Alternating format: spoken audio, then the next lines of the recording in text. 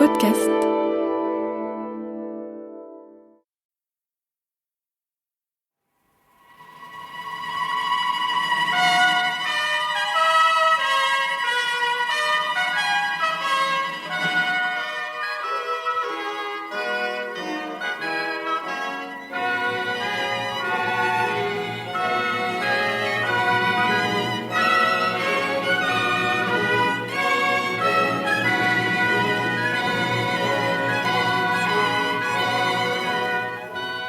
La radiodiffusion française présente Les aventures d'Ulysse, d'après l'Odyssée. Un film radiophonique d'André Fregnault, réalisé par Guy Delaunay. Musique originale d'Henri Sauguet, avec André Roussin dans le rôle d'Ulysse.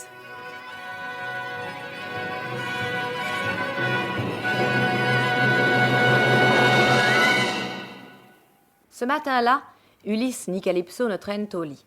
Aussitôt que paraît l'aurore... La voici.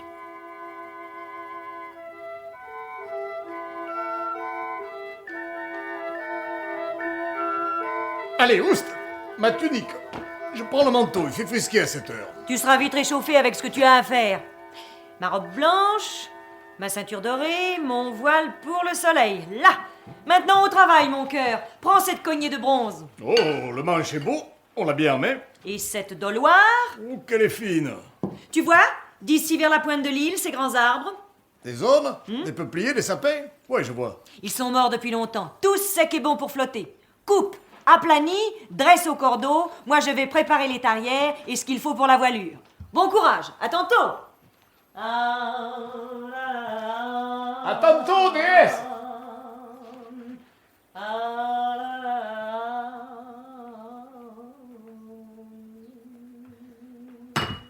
Ulysse abat 20 arbres, force et bois, les ajuste, bâtit son radeau aux dimensions d'un vaisseau de charge. Il dresse le gaillard, plante un mât, y ajuste une vergue, adapte le gouvernail. Puis, il ceinture le bâtiment d'un bastingage en claie d'osier, leste le plancher d'un lit de feuillage.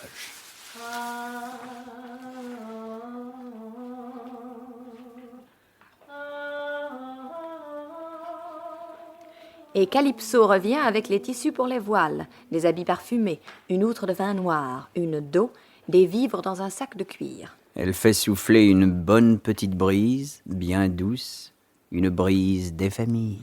Et voilà Ulysse tout joyeux sur la mer.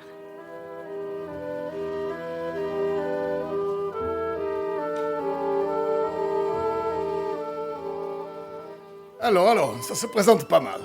Mais gare au sommeil. Faut que je surveille les Pléiades, le Bouvier, et surtout, Calypso me l'a bien répété, je dois toujours garder l'ours à main gauche.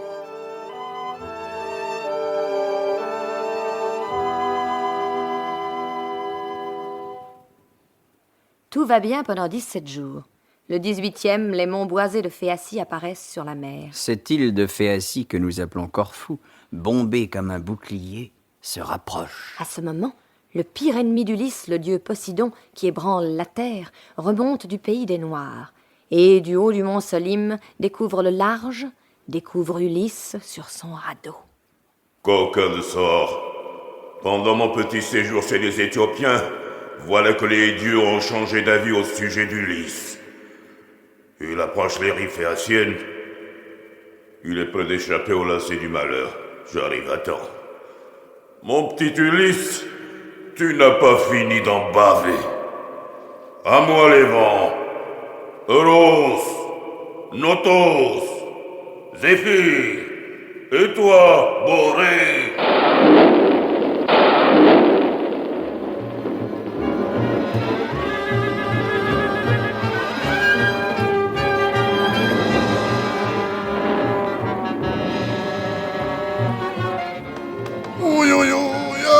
Pauvre de moi, qu'est-ce que je ramasse? Calypso me l'avait bien dit, 40 ans chez moi, j'aurais toutes les misères. Zeus a tout chambardé, le ciel, la mer, les vents. Aïe, aïe, aïe, c'est la fête.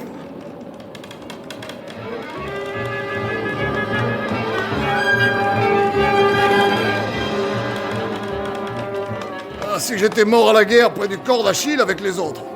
J'aurais mon tombeau, les honneurs, la gloire. Ici, je vais crever comme un minable.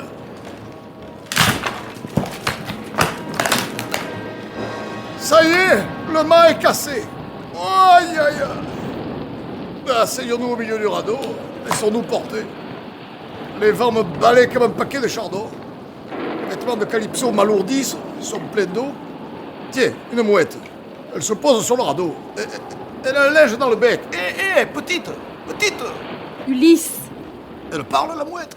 Ulysse, je suis Ino, autrefois mortelle et douée de parole, aujourd'hui déesse au fond des eaux et honorée sous le nom de Leucothea. Tu me fais pitié. Qu'est-ce qu'il a contre toi, Posidon l'ébranleur? Il sait bien pourtant qu'il ne peut te faire périr. Écoute-moi, puisque tu parais raisonnable. Quitte tes vêtements, lâche le radeau et lance-toi à la nage jusqu'à la rive de Phéacie, où le salut t'attend. Prends ce linge divin, étale-le sur ta poitrine. Avec lui, ni douleur, ni mort. Une fois arrivé, tu l'enlèveras et le rejetteras loin dans la mer en détournant la tête. Adieu! Drôle d'oiseau. Oh, encore un piège que les dieux me tendent, ça.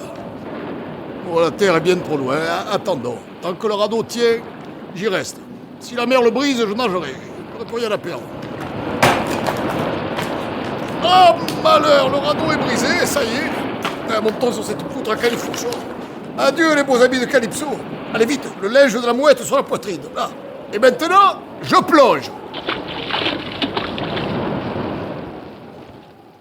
Flotte, mon joli, flotte à l'aventure, avec ta charge de malheur. Même quand tu recevras l'accueil des Phéaciens, ton compte ne sera pas réglé.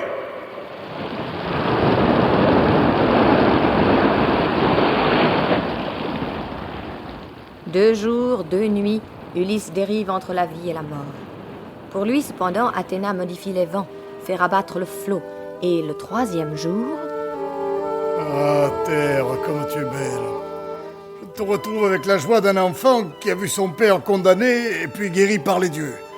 Encore un effort, je suis presque à portée de la voix. Ah, misère, rien que des récifs, des écueils. Attention, Ulysse, accroche ce rocher.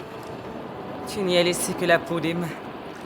À présent, je te conseille de nager en longeant la côte.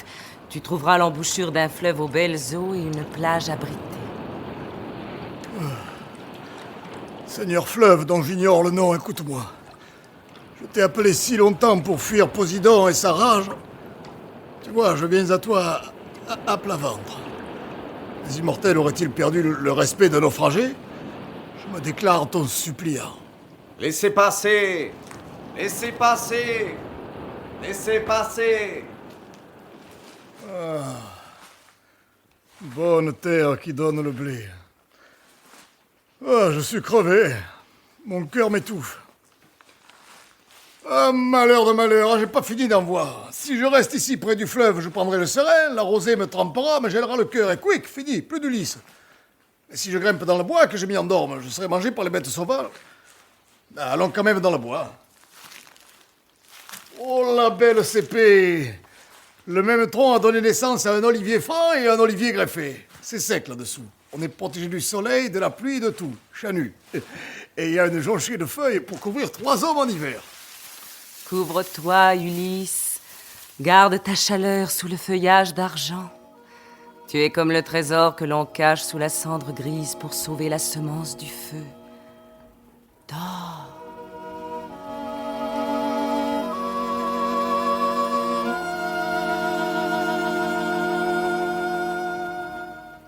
Et maintenant, je cours vers un autre sommeil, celui de Nausicaa, fille d'Alkinoos, roi des Phéaciens.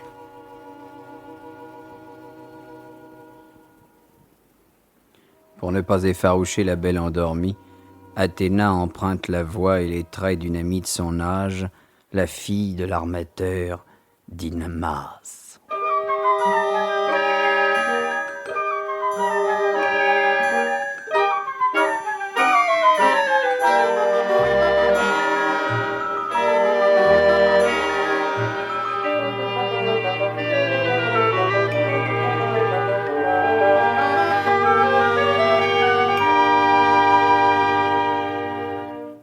Tu dors, Nausicaa? Je te trouve bien négligente. As-tu oublié que ton mariage approche? Oh, tout ce beau linge qui est là, empilé, sans soin. Ma chère, dans notre milieu, une fille est jugée sur la qualité de son trousseau et les toilettes de ses demoiselles d'honneur. Crois-moi, dès le petit jour, en route pour le lavoir. Je te donnerai un sérieux coup de main. Tu n'en as plus pour longtemps à rester vierge. Mais j'y pense. Nous irions plus vite si tu demandais à ton père de faire atteler les mules pour emporter toutes ces robes, ces couvre-lits, ce linge damassé. Et nous-mêmes, allons, debout. Voici l'aurore.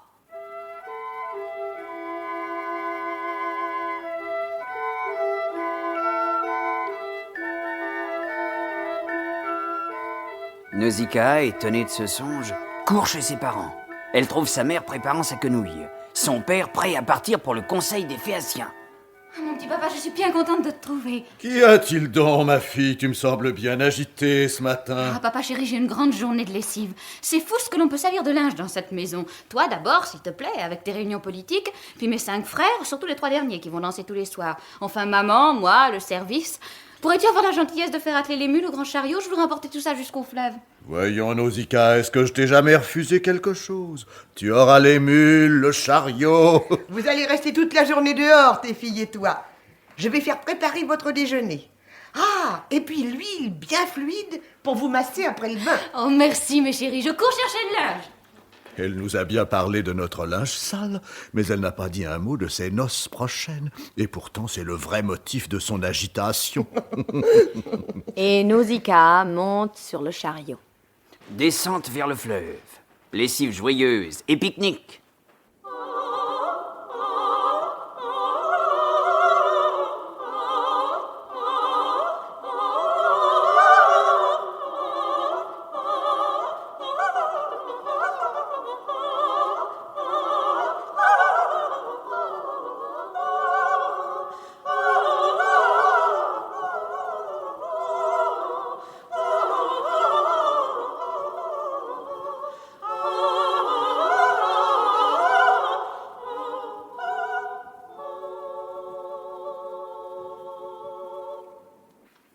Nausicaa, au bras blanc, mène le cœur, lance la balle à l'une de ces femmes qui la rate. La balle tombe au trou d'une cascade.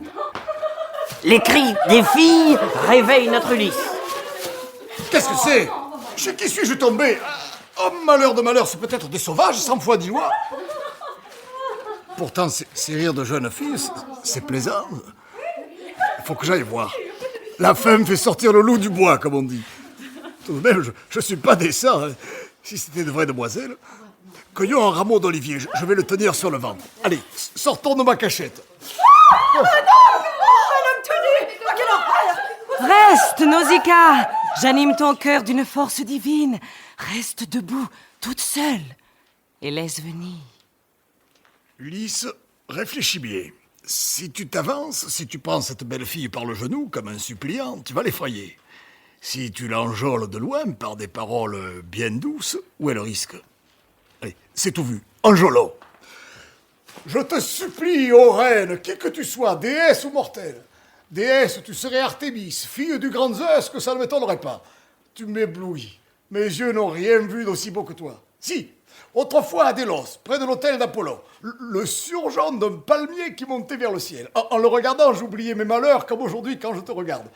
Oui, mais toi, ne me regarde pas. Je suis comme on peut être après 20 jours de lutte avec la mer. Les dieux m'ont jeté ici pour y souffrir encore. Tu es la première que j'invoque, ô reine. Et pitié, montre-moi le chemin de la ville et jette-moi un bout d'étoffe pour me couvrir. Tiens, une de ces housses qui a servi pour amener le linge. Et que les dieux t'accordent le meilleur mari, la plus belle maison. Surtout, vois-tu, le don le plus rare, l'entente conjugale.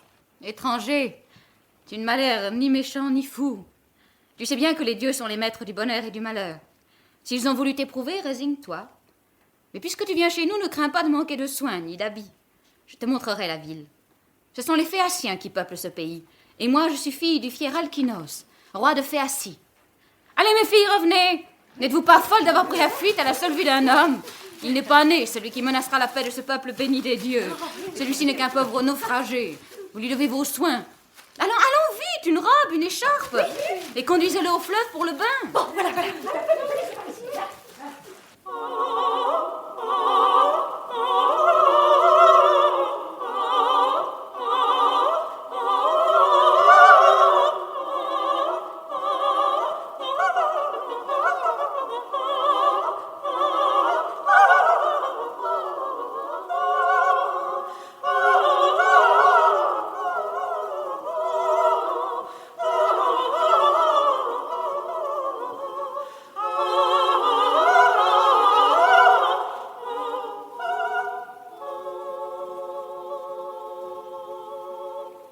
Ulysse se baigne, se frotte, se peigne, s'habille, et Athéna invisible revêt son protégé d'une grâce suprême. Nausicaa s'étonne de la transformation.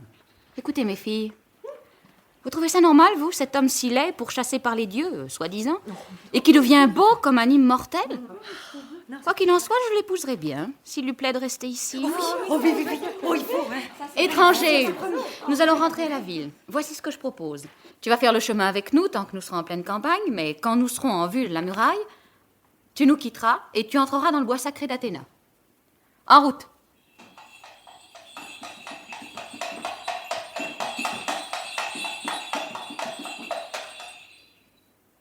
Voici le bois d'Athéna.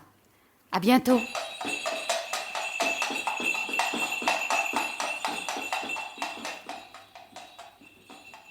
Athéna, n'oublie pas ton pauvre Ulysse. Tu l'as bien laissé tomber quand Poséidon lui faisait tant de misère sur la mer. Ménage-moi la bonne amitié des Phéaciers.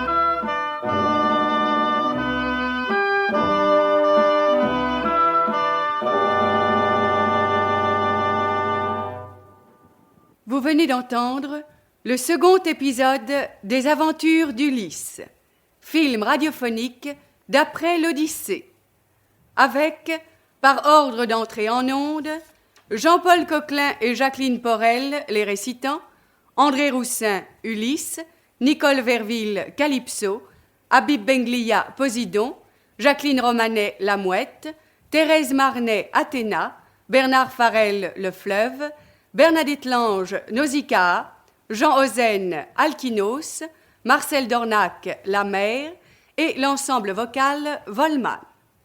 Musique originale d'Henri Sauguet, dirigée par l'auteur. Assistante de production Olga Lancement. Prise de son Jean Godet et Jacques Reynaud. Collaboration technique Charles Marier et Yves Lerouzès. Bruitage Gabriel de Rivage. C'était une production d'André Fregnault, réalisée par Guy Delaunay.